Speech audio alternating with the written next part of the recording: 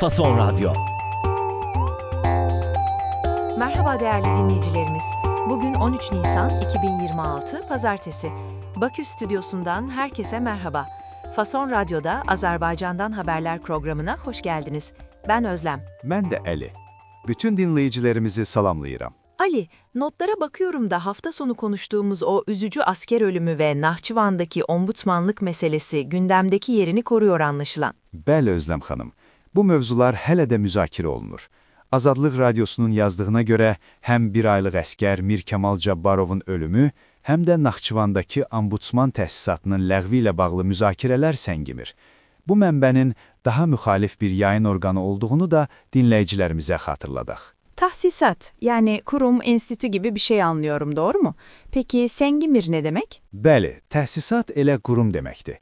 Səngimir isə, yəni dinmiyor, hızı kesilmiyor, müzakirələr davam edir mənasında. Anladım. Tartışmalar hız kesmiyor. Gerçekten de bir yanda şüpheli bir ölüm, diğer yanda insan hakları denetim mekanizmasının kaldırılması. Takipte olacağız bu konuları.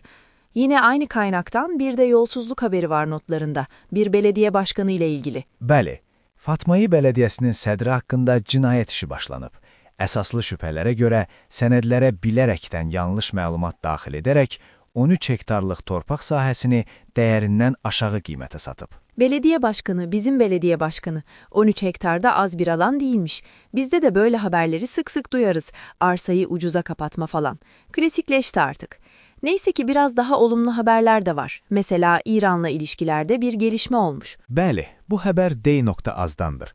Azərbaycanın İran İslam Respublikasındakı səfirliyi yenidən fəaliyyətə başlayıb. Hələlik səfir də daxil olmaqla məhdud sayda heyətlə xidmət göstərəcək. Bu iyi bir gelişme. Diplomaside kapıların açık olması her zaman iyidir.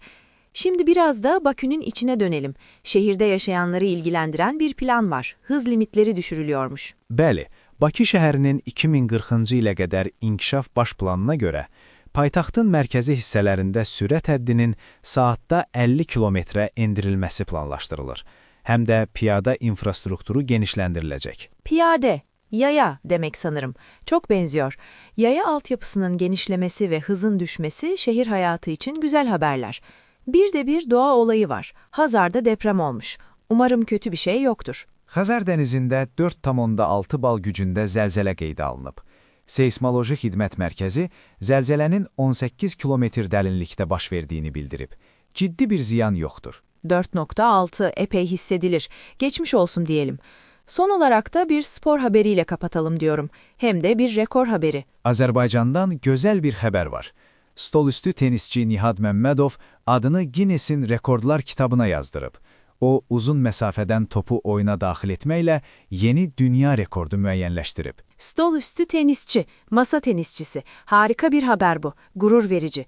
Yalnız bir spor haberi daha var notlarda. Ama bu bizimle ilgili. Galatasaray puan kaybetmiş. Bakü'de de çok takip ediliyor Türkiye Ligi, biliyorum. Bəli, çox böyük maraq var. Galatasaray öz meydanında Kocaeli Spor'la 1-1 bərabərə qalıb.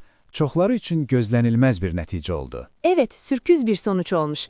Ali, bugünkü notlar için yine çok teşekkürler. Mən təşəkkür edirəm Özlem. Fason Radyo'da Azerbaycan'dan haberlerin bugünlük sonuna geldik. Yarın yine aynı saatte buluşmak üzere, hoşça kalın.